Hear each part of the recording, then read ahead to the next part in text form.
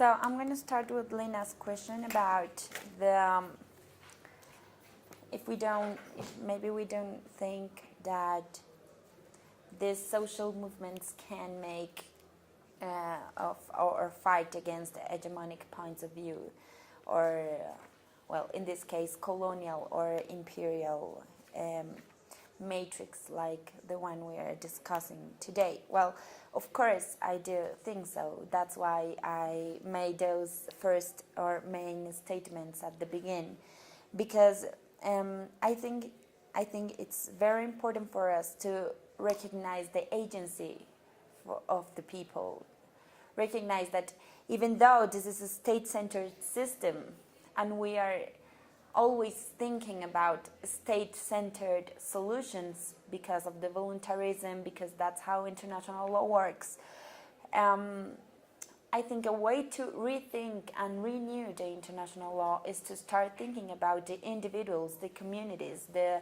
organizations, people that is making a change or that is trying to do so in their own countries and that are making alliances with other countries in order to get that social and political and law change.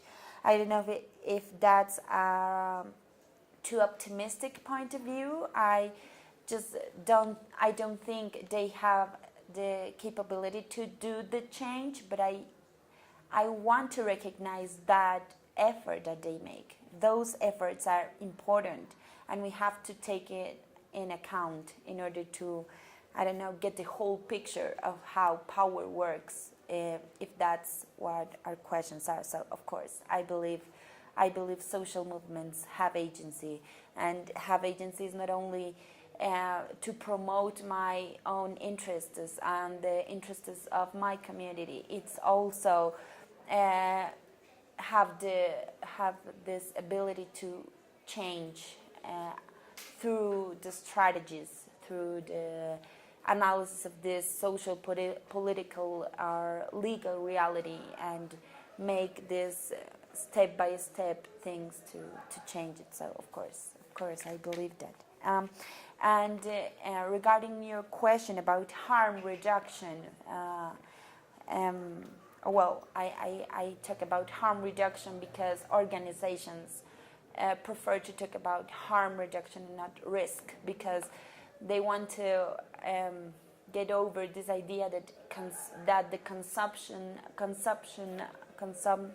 of substances is risky, and they say not necessarily. You can smoke a lot of pot and you won't have an overdose. Maybe you have a bad trip, but you won't have an overdose. So it's not necessarily risky, but it could eventually make you have a harm in the future if you have a problematic consumption. And you asked me, how can we involve, how people that is not organized can involve in the question about drugs, especially in presence of these strong narratives that we reproduce all the time. Well, that's, I think, a point for the social movement. Again, that's actually what they're doing. They are trying to make language, not only for the states. They are trying to make language for the youth population, for example. So if you go to a party that is, I don't know, maybe a really famous DJ, and what you will find in those huge parties is people making substance control, verifying that if you have a LSD carton, it is proper LSD and not another substance. That if you have a pill of ecstasy or any other substance, it is proper ecstasy substance, not another thing that may cause you a harm. So, and that initiative is from the organizations. These organizations are making this for free, and they are making it because they want the people to change the conscious about the substances that affect or that make our central nervous system react. and it's maybe you consume everyday substances that make you more harm than that one pot of marijuana.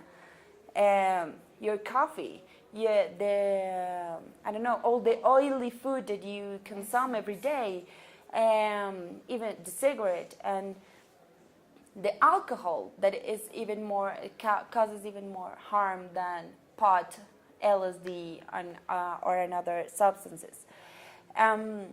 So what I've saw in the organizations, and that's why I recognize them such power, because they are the ones who are changing the discourses, the language, the way we perceive the substances, but the way we perceive the international regime.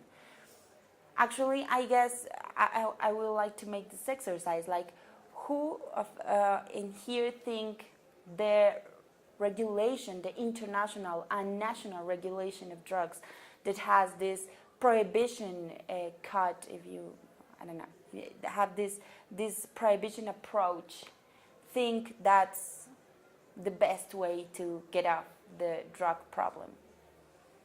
You think it's a successful policy in your countries? For instance, Brazil. How do you perceive the politics surrounding the drug issue? Do you think they are successful?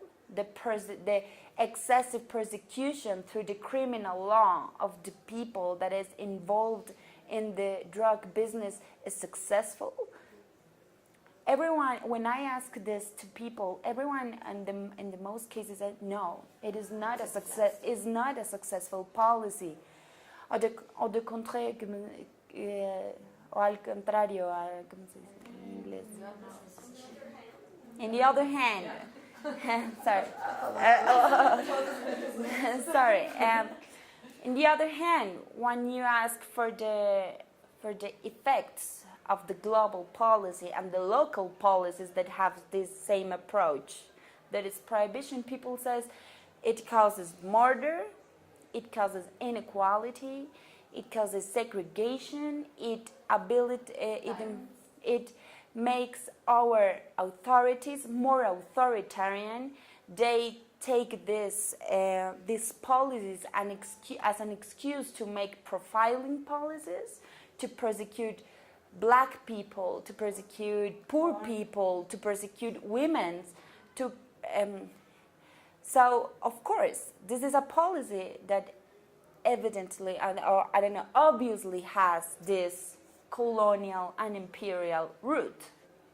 For me, it's obvious. But how are we handling with it? How are we dealing with it?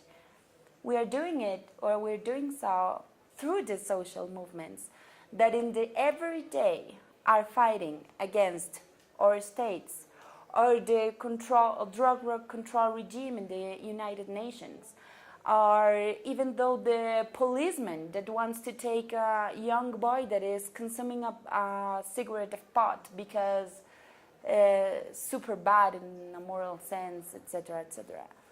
So that's why, and this has to be with the methodological question you made. At the beginning, and that's why I prefer this social legal approach to the problem, because I think if I try to reveal where the colonial and imperial roots are, that will be just too easy. It's too easy. It's like, yeah, of course, Ronald Reagan, yeah, of course, Richard Nixon had these policies to control population that then they translated to the international law.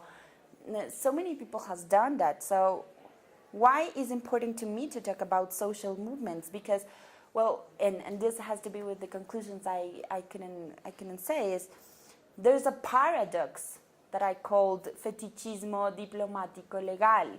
That is, people know this is a closed system. People know this is not an open space for discussion.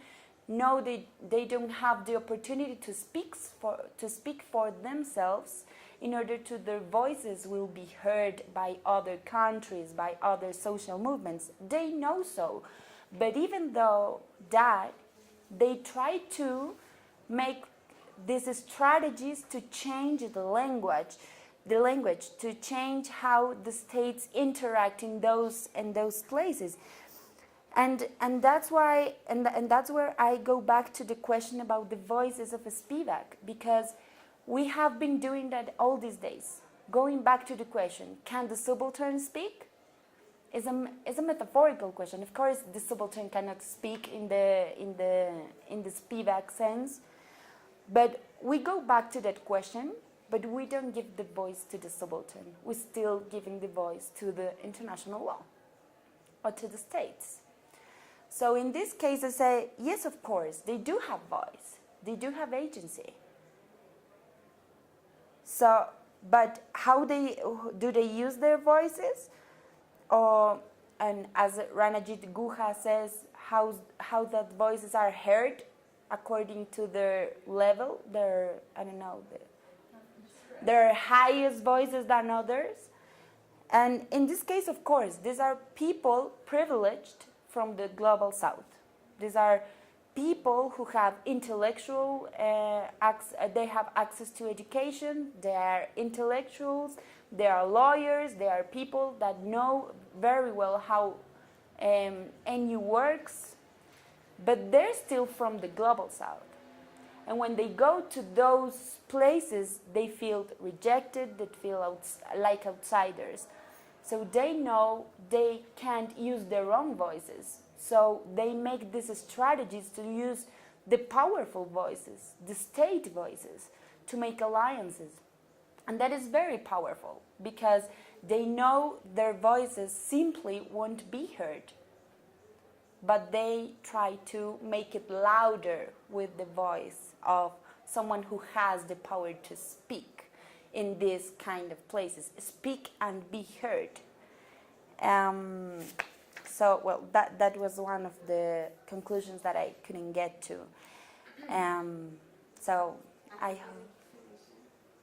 Well, yes, we have until 4:15. 15 minutes, 10 minutes. So I don't know if anyone. You have to leave. Okay, well. So. Okay, Because well, we were delayed like 30 minutes, so the whole program is delayed 30 minutes. So the next panel will start in 4:30. I don't know if we are going to present in the next one. So, okay. And have to travel to present tonight. Okay, no. And I think they are ready for us. Okay. Well, so thank you so much.